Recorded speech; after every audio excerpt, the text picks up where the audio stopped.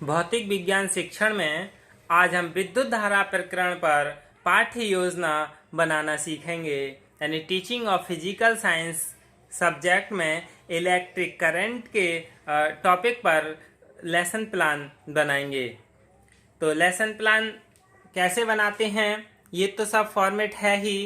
सबसे पहला general objective होते हैं, सामान्य उद्देश्य। यानी सामान्य उद्देश्य सभी प्रकरण के लिए एक समान होते हैं। छात्रों को वैज्ञानिक तथ्यों का ज्ञान कराना तथा उनका व्यावहारिक उपयोग सिखाना। ये क्या है, लंबे होते हैं थोड़े, यानी अधिक पूरे वार्षिक के लिए होते हैं सामान्य उद्देश्य। दूसरे हैं विशिष्ट उद्देश्य, यानी छात्र विद्युत धारा के विषय में जान सकेंगे। ये क्या है, तत्काल प्राप्त किए जाते हैं। यदि हमारा शिक्षण अधिगम प्रभावशाली रहा है तो कक्ष में ही यह प्राप्त हो जाते हैं। यानी विशिष्ट उद्देश्य कक्षा में ही प्राप्त कर लिए जाते हैं। छात्र प्रत्यावर्ती धारा के विषय में समझ सकेंगे, छात्र दिश धारा के विषय में जानेंगे। तो ये क्या है, हम बच्चों से अपेक्षा करते हैं। फिर है पूर्व नॉलेज, यानी प्री नॉलेज, पूर्व ज्ञान। छात्र विद्युत धारा के विषय में सामान्य जानकारी रखते हैं। ये क्या है, जैसे हम विद्युत धारा पढ़ा रहे हैं तो विद्युत धारा से पहले जैसे 8th क्लास का लेसन प्लान है तो 7th क्लास में उसने इससे संबंधित क्या क्या जानकारी ली थी, तो यहाँ हम लिख देते हैं कि बच्चे सामान्य जानकारी रखते हैं।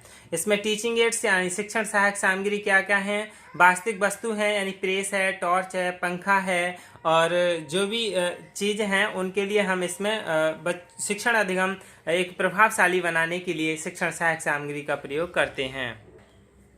तो लेसन प्लान का फॉर्मेट इस प्रकार है। सबसे पहले है अदा यानी इनपुट, और यहाँ प्रोसेस यानी प्रक्रिया, फिर क्या है प्रदा यानी आउटपुट।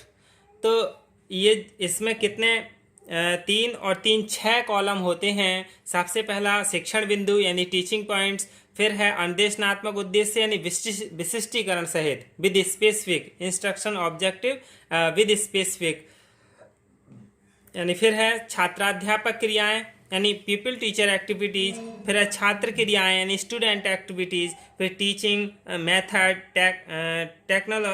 टेक्निकल एवं टीचिंग एड्स, फिर है मूल्यांकन यानी इवैल्यूएशन। तो सबसे पहले हम जो विद्युत धारा प्रकरण था उसमें हम प्रस्तावना बनाएंगे कि विद्युत धारा से संबंधित प्रस्तावना कैसे बनाई जाती है। ये क्या है, प्रत्यास्मरण है, यानी यहाँ हम उन्हें पूर्व ज्ञान से संबंधित करते हुए प्रत्यास्मरण करते हैं यानी रिकॉल करते हैं। जैसे गर्मी लगने पर कौन सा उपकरण चलाते हैं, तो बच्चा बताएगा गर्मी लगने पर हम पंखा चलाते हैं। फिर छात्राध्यापक पूछेगा कि पंखा किसके कारण चलता है, तो स्टूडेंट्स बताएंगे कि पंखा विद्युत के कारण चलता है, यानी पंखा बिजली के कारण चलता है। फिर अगला प्रश्न करेंगे कि विद्युत आवेश के प्रवाह की दर को क्या कहते हैं।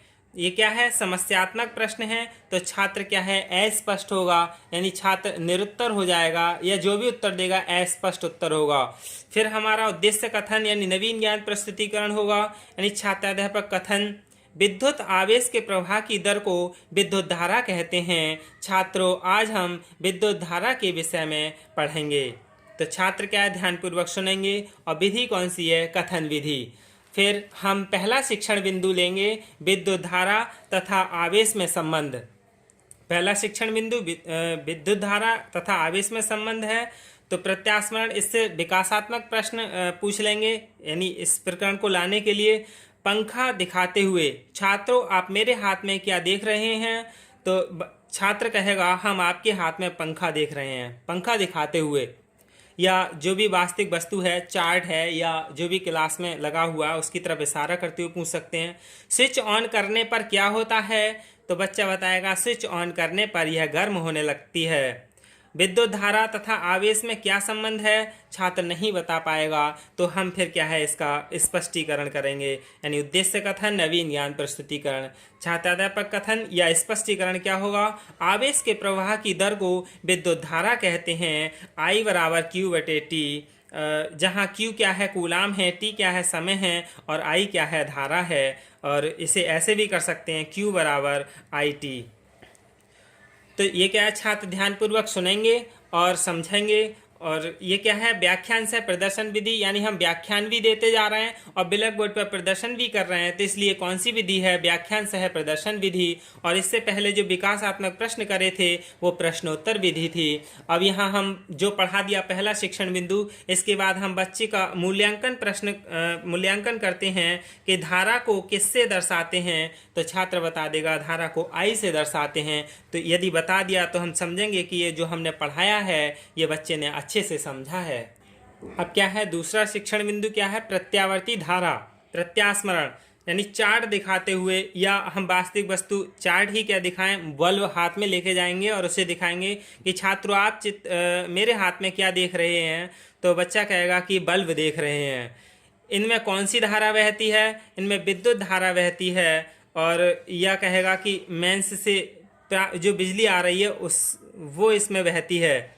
मेंस से प्राप्त धारा कौन सी होती है, अस्पष्ट उत्तर देगा, यानी बच्चा बता नहीं पाएगा। समस्यात्मक प्रश्न है तो उद्देश्य कथन यानी नवीन ज्ञान प्रस्तुतिकरण हमारा क्या होगा, छात्राध्यापक कथन। मेंस से प्राप्त धारा प्रत्यावर्ती धारा कहलाती है, जो दिशा और परिमाप के समय के साथ बदल जाती है तथा उसी दिशा पर परिमाप के साथ पुनरावृत्ति होती है, यानी इस तरह से ये कंटिन्यू चलती रहती है। छात्र ध्यानपूर्वक सुनेंगे व समझेंगे। फिर हम प्रश्न करेंगे, मूल्यांकन प्रश्न, बल्ब में कौन सी धारा बहती है, तो बच्चा बता देगा कि बल्ब में जो धारा बह रही है वो यानी दिष्ट धारा बह रही है, प्रत्यावर्ती धारा।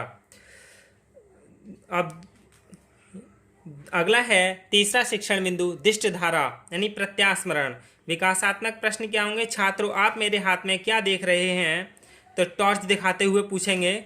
बच्चा बताएगा कि हम आपके हाथ में टॉर्च देख रहे हैं। टॉर्च में कौन सी विद्युत धारा बहती है, टॉर्च में सेल लगाने पर धारा बहती है। बच्चा यही कहेगा कि टॉर्च में सेल लगाने से धारा बह रही है।